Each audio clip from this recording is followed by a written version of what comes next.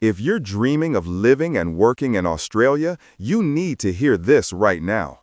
Australia is cracking down hard on permanent residency visas starting in 2025, with stricter rules, fewer spots, and tougher requirements that could completely change your migration plans.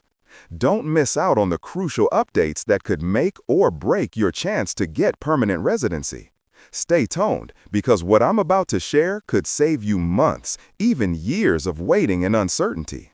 Hey everyone, welcome back to the channel. If you're thinking about moving to Australia or are already working on your permanent residency application, you've got to know about the big strict changes coming in 2025. These new rules will make things tougher and more competitive, so it's super important to stay informed. Before we jump in, don't forget to subscribe to the channel and hit the like button if you want more updates like this. Also, feel free to drop your questions in the comments. I read all of them and love helping out. Now, let's get started. So first, some context. Australia has been reviewing its migration settings, especially around skilled migration, student visas, employer sponsorship, and permanent residency pathways. The government says it wants to better align visas with actual labor market needs, protect wages, and make the system more sustainable. With that in mind, the changes coming in 2025 are significant. In this video, we'll cover the major reforms, what sectors and visa streams are most affected, how the points and thresholds shift, changes to student and graduate visas, family visa updates, and tips for prospective applicants. By the end, you should have a clearer roadmap of how to approach your application in the light of 2025 rules. Let's begin with skilled and employer-sponsored visa changes. One of the biggest reforms is the introduction of a unified core skills occupation list called CSOL. Previously, there were several occupation lists that categorized occupations in different ways. From July 1, 2025, those will be replaced with CSOL, a single consolidated list of priority occupations for skilled migration, employer sponsorship, and other streams. If your job is not on this list, you might no longer qualify under many skilled or employer-sponsored visas. This means check in early whether your occupation makes the cut. Next, income thresholds and salary thresholds are rising. From July 1, 2025, the temporary skilled migration income threshold will jump to AUD 76,515. Also, the specialist skills income threshold is set at AUD 141,210. These thresholds matter because employers sponsoring workers must meet these pay levels, and visa applicants need these to map into certain streams. For employer nomination and sponsorship visas like Subclass 186 or 494, these changes mean sponsors must pay more. Also, faster pathways to PR are being considered in some cases. For example, under the new Skills in Demand structure. Speaking of skills in demand visas, these are new visa streams designed to replace or restructure older employer-sponsored visas like TSS, the Temporary Skill Shortage Visa. The Skills in Demand visa is divided into streams. The core skills stream, where applicants must meet the CSOL requirement and the temporary skilled migration income threshold level. The specialist skills stream for high-paying positions with less rigid occupation rules, and possibly labor agreements or regional or sector-specific streams for roles that are in critical demand. The Skills in Demand visa aims to simplify employer sponsorship, reduce red tape, but also tighten standards so that only genuinely in-demand skills qualify. Faster processing is promised, for instance, 7 days in some cases for core skills and 21 days for specialist skills, though real-world delays may persist. One big change is that applications lodged before July 1, 2025 generally remain under the old rules, so those in the pipeline aren't immediately affected by the new salary thresholds or list changes. This grandfathering helps protect people already waiting. Now, let's talk about points test reforms and PR streams like Subclass 189, 190, and 491. In 2025, the point system is being reworked. More weight is given to younger applicants, advanced degrees, Australian qualifications, and relevant experience in high-demand fields. At the same time, applicants over 40 will see their chances reduced.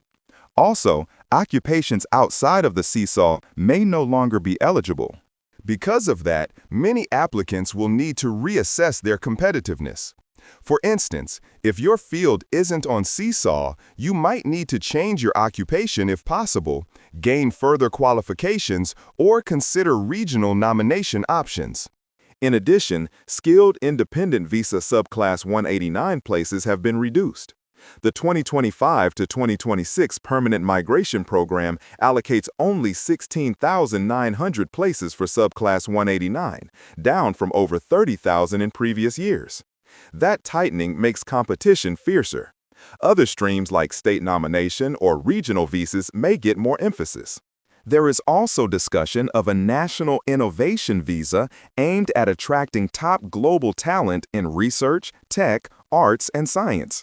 This could offer a parallel or alternative entry route for high achievers. Turning now to student and graduate visa changes, since many PRI aspirants start there.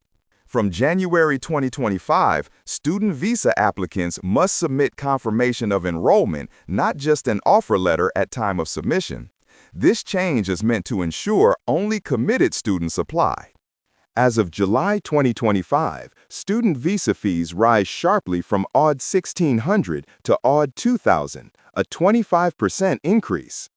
Other visa application charges for skilled, family, and other visas also increase modestly, about 3%, in line with CPI adjustments. Graduate and post-study work visas, subclass 485, also have stricter conditions. The age limit is lowered to 35 in many cases. English requirements are raised to IELTS 6.5 overall with minimum band scores, and visa fees increase. Also, some rights and pathways from the graduate visa to PR may be narrowed, especially for oversubscribed or low-demand fields. Importantly, visa switching rules tighten. Holders of visitor visas, graduate visas, or maritime crew visas often cannot switch onshore to a student visa. Also, onshore visa hopping or chain switching may be curtailed.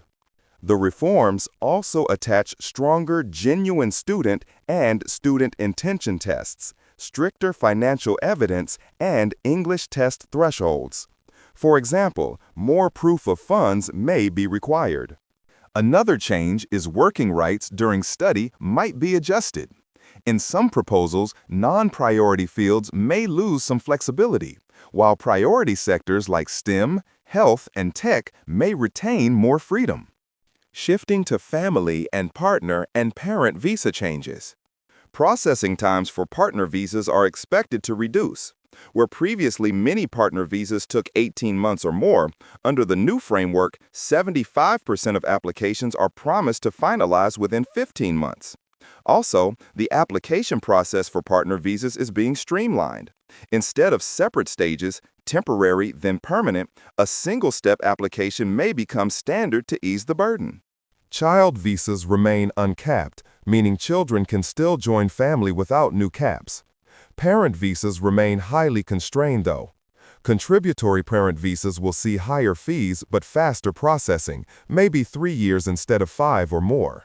Non-contributory parent visas will likely remain backlogged with waits of 10 or more years. A new temporary parent visa of 3 or 5 years is being introduced in some proposals, offering a limited stay but with possibility to transition to permanent. Another new route is the Pacific Engagement Visa, which strengthens Australia's ties with Pacific nations by providing pathways for citizens of Pacific countries. This is part of Australia's regional diplomatic and migration strategy. Let's not forget migration program planning and caps. The Permanent Migration Program for 2025 to 2026 is confirmed at 185,000 places, the same as previous years. Within that, the skill stream gets about 132,200 places, or 71%, family stream about 52,500, and special eligibility about 300. This shows Australia isn't expanding overall intake, but rebalancing focus. Within that allocation, skilled independent visas subclass 189 have been reduced to 16,900 to tighten supply and make selection more competitive. Because of the stricter rules and limited skilled places, applicants will feel more pressure to strengthen their profiles or shift toward employer or nomination pathways rather than relying solely on independent points. Many will need to rely on state nomination or regional options. So putting it all together, here are key challenges and strategies for applicants under 2025 rules. Challenges include if your occupation is not included in CSOL, your eligibility may collapse.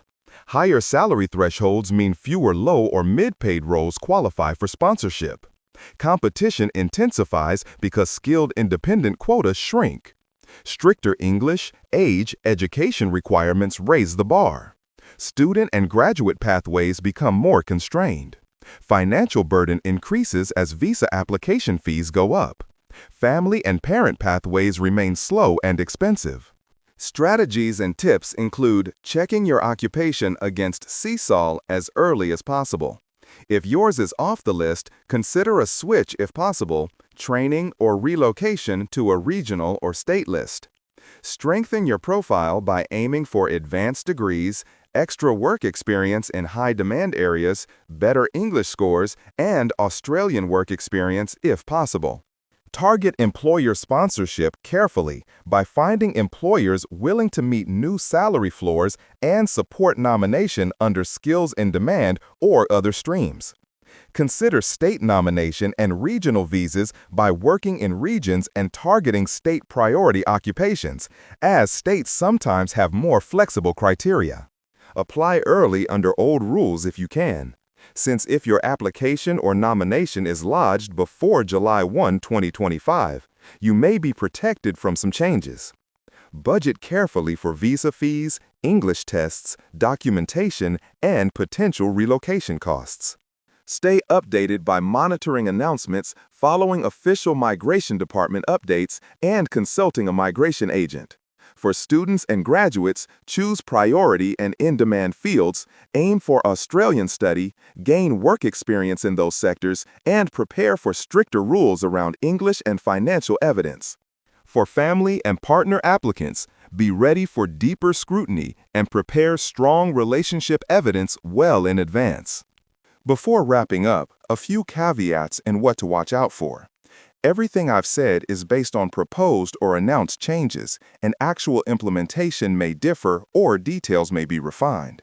Many changes take effect from July 1, 2025, especially for new applications or nominations.